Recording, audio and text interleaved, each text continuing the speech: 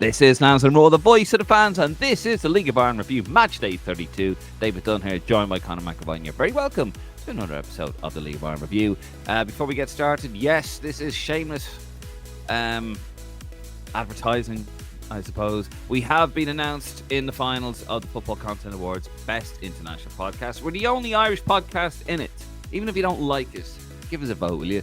Tell your family and friends. The ceremony is on the 20th of November in Allen Road. We will be up there, but yeah, give us a vote, will you? Lansdowne Roar, the best international podcast. Come on, we're doing it for Ireland. We got the Three Lines podcast in there. We can't let them bastards win. I kid, of course. No, I don't. I really don't.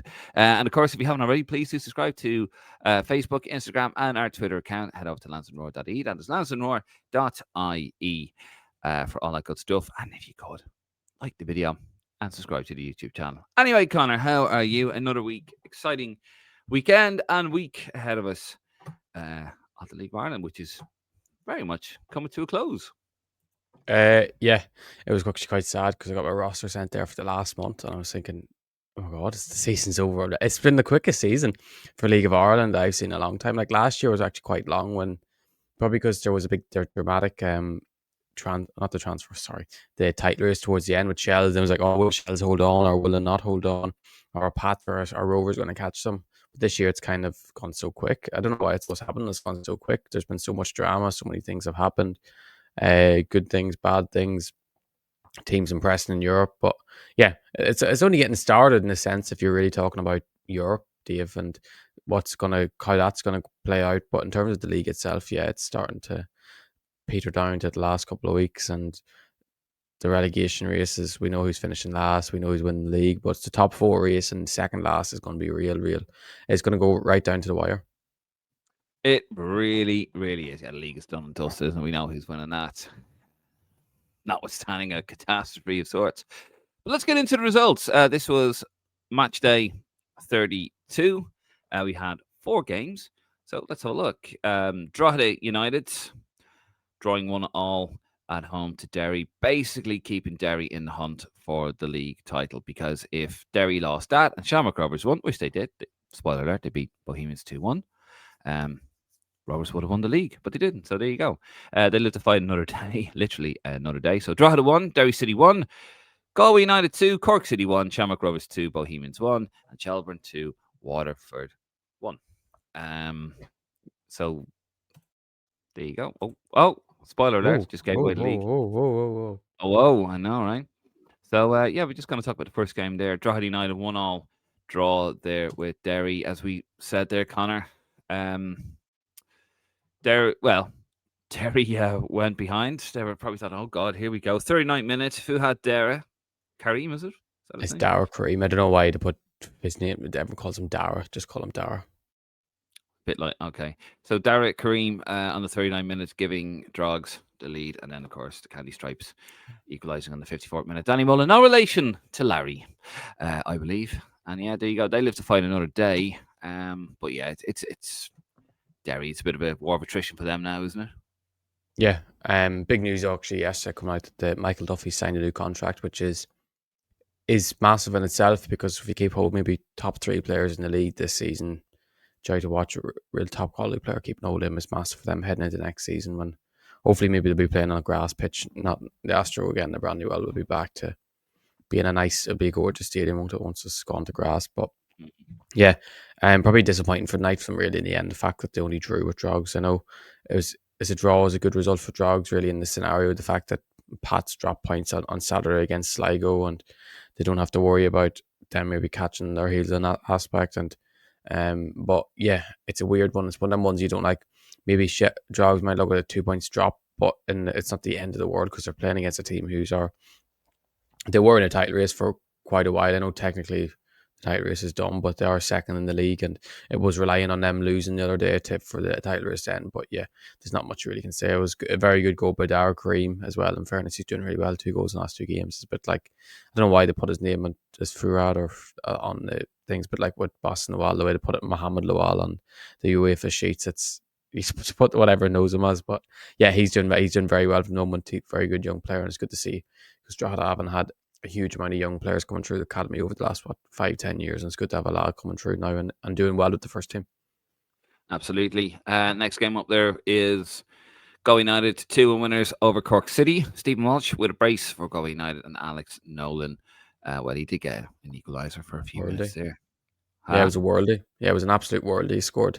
And you're thinking, oh, maybe the great escape is on because he equalised, and you're thinking, because once they went 1-0 down, you're like, oh, here we go. This Cork are going to get battered here, and that's the end of them. And that's they're going to. But then when you think get the equalise, you think, a bit of momentum with these sort of things, and the pressure will be well on Galway as soon as they equalise, thinking, oh shit, we're going to get dragged into the bottom of the table relegation battle. We were thinking, oh, they're probably thinking maybe at the start of the season, if we get dragged into the playoff race for getting relegated, it's a bad season. Then I was thinking, oh Jesus, we're heading into the actual relegation spots. But no, fair play to Galway.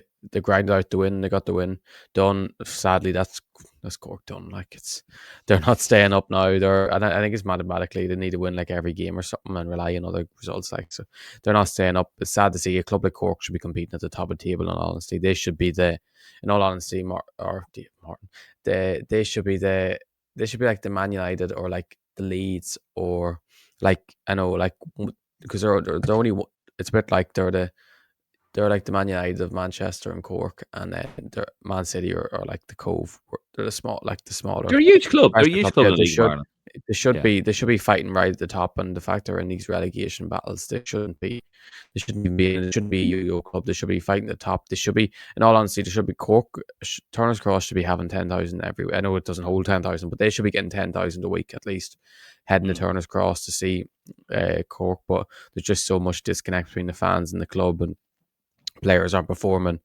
Tactically, they're probably struggling as well, and it's a lot of frustration in all aspects of the club. But yeah, it's not a surprise that they've gone down again because I think we all expected it and we wanted to touch how it would go down. But just with Cork, you just don't know. Like even when they brought in Sean Maguire last season and Rory Keaton, you're thinking that's two really, really good strikers at this level to come in and would help Cork maybe fire the goals to keep them up. But they've just really struggled, haven't they? Yeah, I mean, they won one game in the last 5. They lost the last 2. It's just a shambles there, and they sent out, I know they're in the cup against Pats, which you talked a little bit about. And it was, I think they're having like a special celebration the night before the game. And that was going around like, really, really, a lot of unhappiness there with the club. I don't know the ins and outs of it too much, but I know that from what I gather, the club's a bit of a shambles. And the fans aren't happy with it. They're closer. They are there. They know what's going on. They got their ear to the ground. But yeah, a club like Cork City should absolutely be well up that table. Should be nowhere near relegation. They're a massive club, huge name in the League of Ireland. I mean, you got Roy Keane going to nearly every other weekend, to go see you play. That's the draw of Cork City. Very famous club in the League of Ireland, but it's just, well, it seems to be infamous now at the moment. But there you go. Next game we're going to talk about, of course, is Shamrock Rovers, and they. Oh, I've lost my thing here. Sorry, I've lost my tracking here. 2-1 winners over Bohemians. First win over Bows actually, because Bows won all the other games, didn't they, in the league? Yeah. Graham Burke putting the champions-elect in front. James Clark made it 1-1 in the 40th minute, and then Daniel Mandreu on the 52nd minute, basically giving them the winner. But yeah, that's it now, isn't it? Rovers, they had to win that, and basically because of that, they could be crowned champions and not actually play a game. Yeah, goal difference, yeah. And then basically, I think they need a point now. And that's it. It's mathematically impossible. They're going to be champions. But yeah, Shamrock Rovers just getting it done, really, aren't they? Unbeaten in their last 5, won 3 out of the last 5 as well. So yeah, it's all. I mean, we said it weeks ago, didn't we? It's over. Yeah, but by the way, what a game of football on Friday night. What an advertisement that was for the League of Ireland. It wasn't just the fact it was a derby and it was, you'd say, hard-hitting stuff. The quality on display was absolutely top class. Some of the football, it was one of the best games of football I've watched in a long time, just pure quality. 2 excellent footballing sides going at it for 90 minutes, and Bows will probably feel unlucky that lost the game in the end, but it would be sort of game that they can know that I know they've already beat them 3 times this season, but it'll just emphasise that they can compete with Rovers at their best, and it's two very good sides. And Graham Burke with a lovely goal, and Dawson Devine I thought he was outstanding in the middle of the park for Bowes. And then Josh Honahan was the best player on the pitch again. He was different class. The ability that lad has is top class. Like, the fact they were going to lose him to Lincoln in the summer was mad. The fact that if he's going to leave Rovers, he has to go to the Championship or a good European league, because it's just crazy. Because he's just such a quality player, and if he gets called up the Ireland squad on Thursday, I wouldn't be shocked at all, because it's not just that he's been going through a good run of form for the last 18 months. He's been so consistent, offers so much. The fact he's a right-footed left back and cuts inside and runs at men, he's just so dynamic, and he's just an excellent player. And it was such a credit to League of Ireland how high quality the match was, and 10,000 in attendance at the biggest game in Irish football was great that it sold out. And I'm sure Rovers will probably win this week. Oh, sorry, they don't play this week actually. But it's the sort of thing that they can now kind of switch off from the league a bit, or maybe start playing the young lads and giving the young lads the run they need in the team to develop themselves into first teamers for next season, and focus on Europe and put all their eggs in one basket. Like last year, they still had the league title to go for, and this year, the league's done before Europe even really started. So it's a credit to Rovers, in fairness, how well they've done this season. Yeah, and they're very comfortable at European level. Obviously, to get the European campaign off to start on Thursday, we will talk about that. But yeah, Rovers, they've done it. They can now start resting players, and nice bit of rotation now.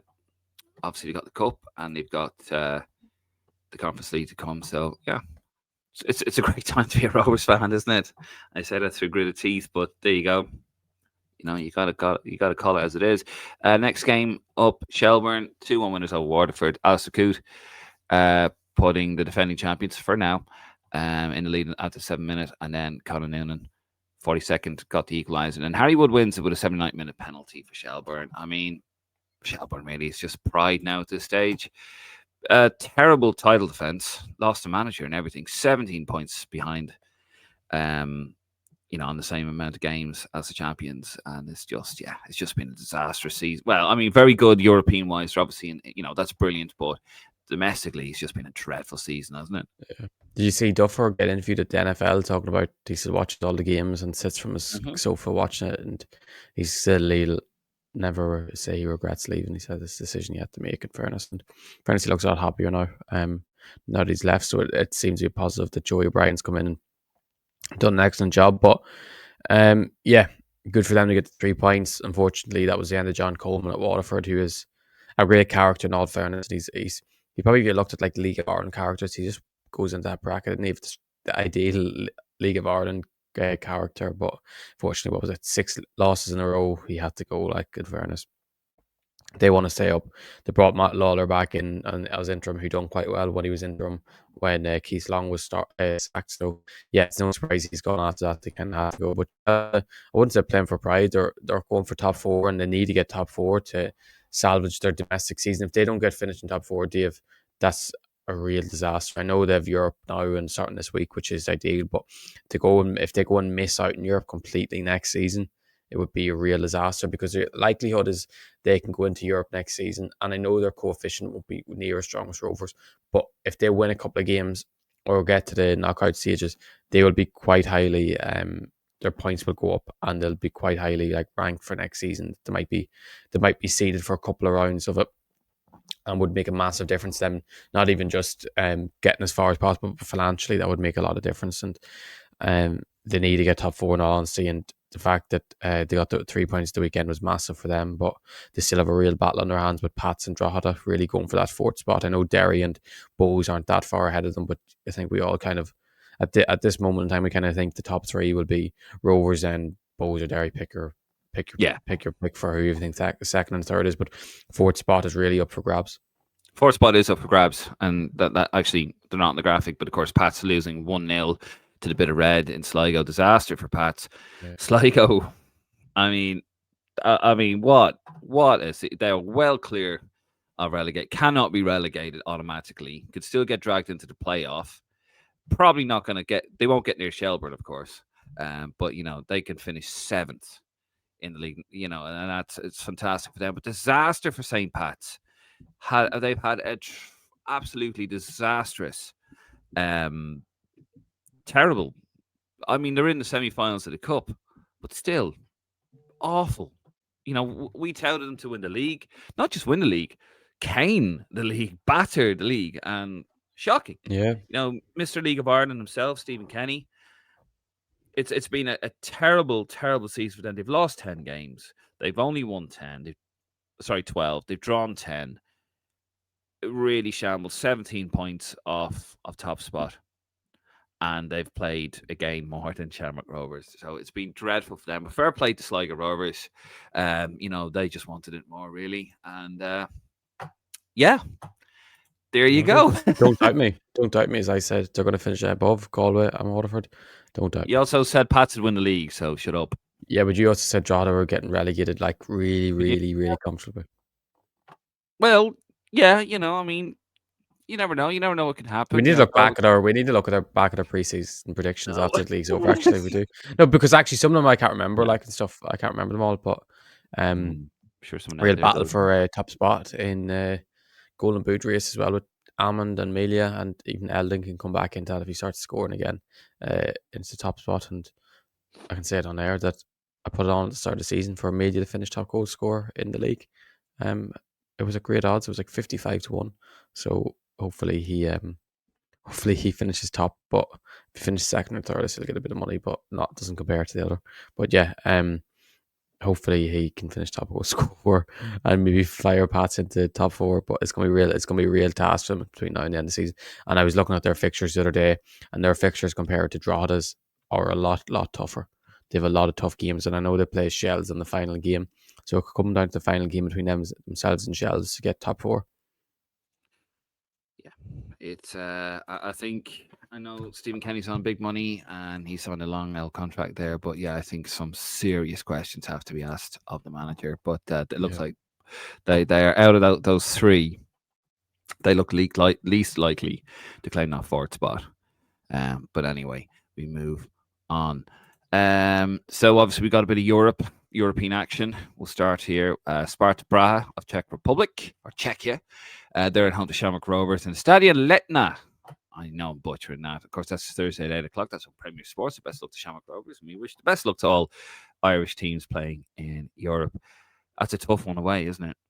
Yeah, it's a really, really difficult tie. They're seasoned pros in Europe and not just Conference League, Europa League, and been in Champions League a couple of times. Really, really good side. It can be a real tough task of going away and trying to get a result there on Thursday. But it wouldn't surprise me if they did. But I know a couple of years, no, it was last year actually.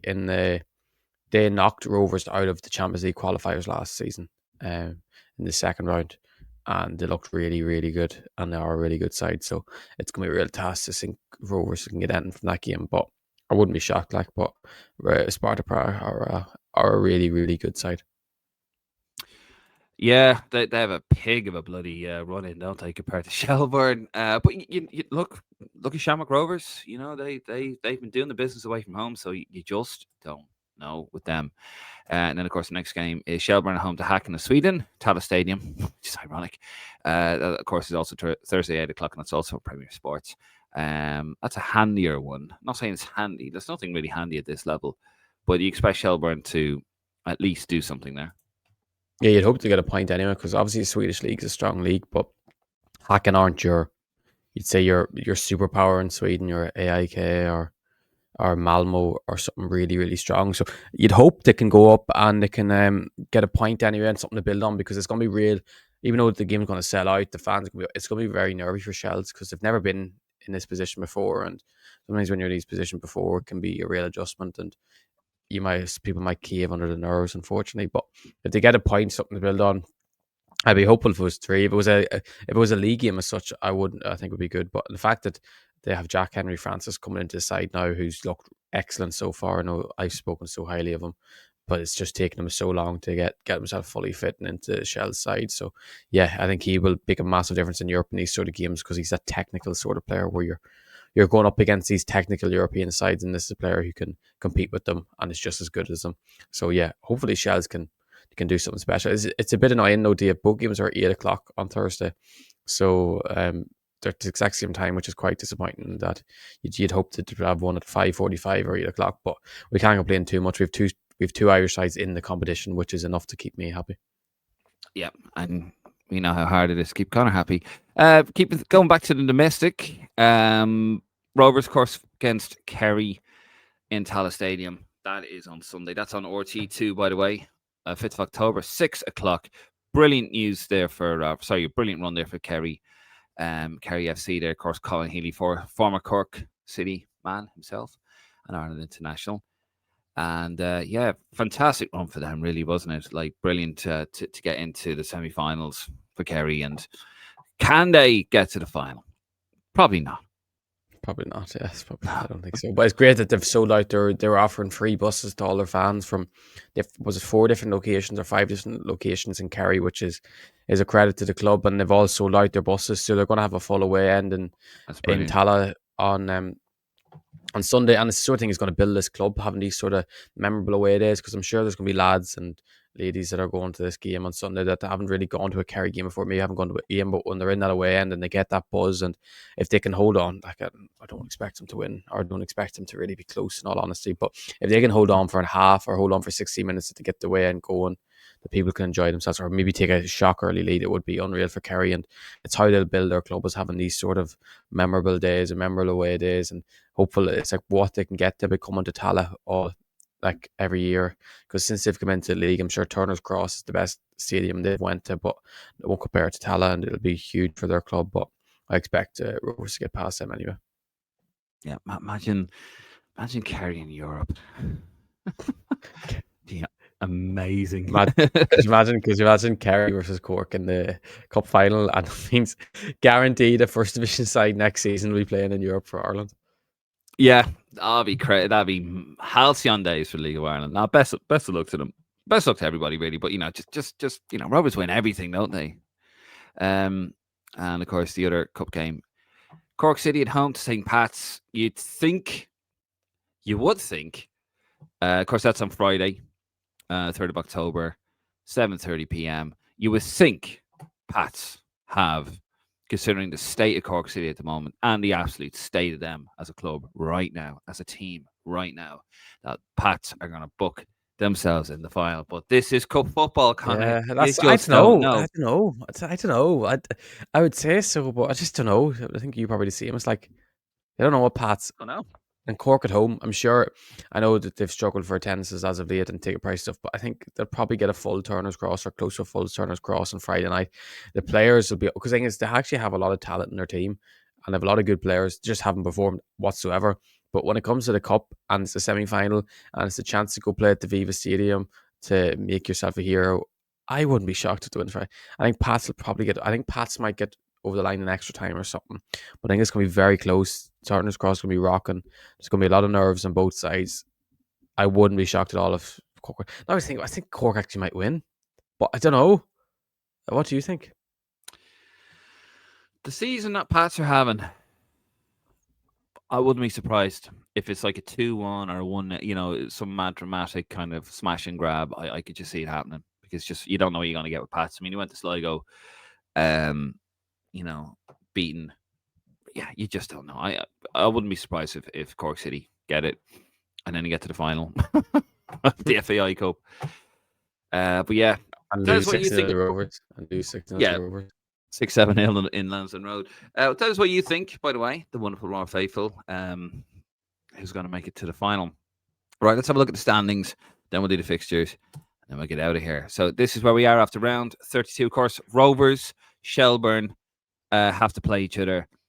So they both have a game in hand, which is handy for Rovers, really. The handiest of league title wins, let's be honest. But they are top with 63 points. Second, Derry City with 51 points. Basically, Derry City have to win their game. And if they do, Rovers just have to draw their game in hand. And that's it. It's done. Bows in third on 50 points. Drogheda fourth on 47. Pats in fifth with 46 points. Shelbourne obviously have that game in hand. Sixth with 46 points. Seventh, Sligo Rovers, really making a fist of it. They have 37 points. Galway United, 34 points in eighth.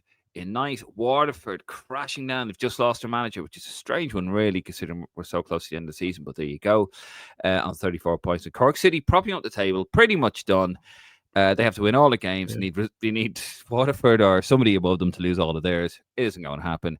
They are done. They prop up the What table about with the 23 top four? points. Thinking that third place is not up. Second and third aren't confirmed as such yet. Look at Chelsea have a game, and I say they beat Rovers, which they won't, but say they go to 49, and an only point off Bows and 2 off Derry. Second is third. It could be completely flipped. I don't expect it to change, but it could be completely flipped. It shows the beauty of the League of Ireland. If it was 4 games to go, and anything could happen between now and the end of the season. It could be Derry and Bows drop out of top 4. Like what happened actually with Derry last season. They dropped out of top 4. They completely bottled it last year. So it'll be interesting if they can hold on this year. Yeah, if Shells win the game in hand against Rovers, look, Rovers might have their foot off the gas by that stage. Might be league champions, might not care. Focus on Europe and the Cup. You don't know. You really don't know. And then you have a five horse race of second, third, and fourth, because it's literally then just 2 points in it. So, as you said, the beauty of the league. Right, let's take a look at the fixtures. We talked about the Colts. We talked about the European game. So this is what we got in the league this week. Friday, we got Derry City at home to Sligo. Derry have to win that. Anything less than a win. And Shamrock Rovers are champions. Then Waterford are at home to Drogheda United. They're both on League of Ireland TV on the Friday the 3rd of October. And they're 7:45 kickoffs. Right. We're going to leave it there, guys. Conor, thank you very much. Of course, our next offering, we were live last night. You can join the two boys, have a look at that. That's in the YouTube at the moment. I know people are still a bit angry over Armenia, so it's a little bit, people are a little bit disillusioned. But come on, we have the squad announcement coming up on Thursday. The lads will be live for that from 10 p.m, is it? It'll be 10:30 actually, Martin said 10:30. 10:30, so we're going to have the live reaction to the squad. The two lads will be on. I'm going to do my own reaction afterwards. No, I haven't gone Phil Collins. It's just work and life and stuff at the moment. It's all a bit hectic. But I will have my own video out as well for that. We should have a Raw Retro some stage this week with Martin. We're going to have State of Play. We're going to have, a Team of the Week video will be coming out today as well. Actually, a Team of the Week video on Raw Plus, a new feature in Raw Plus, a weekly Team of the Week of Irish players abroad, or Team of the Week of that. So yeah, plenty of content coming. Loads of content coming, and yes, as Conor said, Raw Plus. If you want to support the page and you want to help us do what we do, you can help with the Raw Plus. It's $4.99. Whatever country you're in, the currency is $4.99 per month to get loads of content on there. It is a work in progress. We are working to make it better and to put more stuff on there. We want your suggestions. We want your support. We also want your suggestions. And speaking of support, we need you to vote for us, please. We have been nominated as the best international podcast at the 2025 Football Content Awards. They will be held in Leeds in November, on the 20th of November. It will be in Ellen Road. We're going there. If you go on that, best podcast international, bosh. You've got Lancer and Roar. The description to that it's in the description below, the link to that. We very much appreciate it. And as I said, if you want to support us and do what we do, we will be in Lisbon. We have our media passes all sorted, Conor. Good to see the FAI with good sports. After your horrible rant after. You were the angry one in Armenia, actually. I wasn't actually that angry, to be honest. I think you were just apathetic. You were angry in Luxembourg, and I was fuming in Armenia. And yeah, so there you go. My anger came earlier. I seen the light earlier. I seen what was coming. Yeah, you're onto that was anger. Denial, I think, was after. You're on denial now, aren't you? And then you'll be apathy after that. There's no denying it. But we will be in Lisbon. We will be in Dublin. We'll be live from the ground, the usual stuff. The pre-game, the post-match, the aftermath, and we'll be vlogging. We've also got the vlog from Armenia. That is almost ready. Our first vlog. We've got loads of vlogs, haven't we? This is the first one we're going to release, and then we're going to back catalogue all of our vlogs. Yeah, that'll be out this week at some stage. We'll just keep an eye on the old socials. And that's it. Right, we're going to leave it there, guys. Thank you very much. Conor, thank you. To all you lovely Raw people. And we'll see you on the next one. This is Lance and Roar, Voice of the Fans.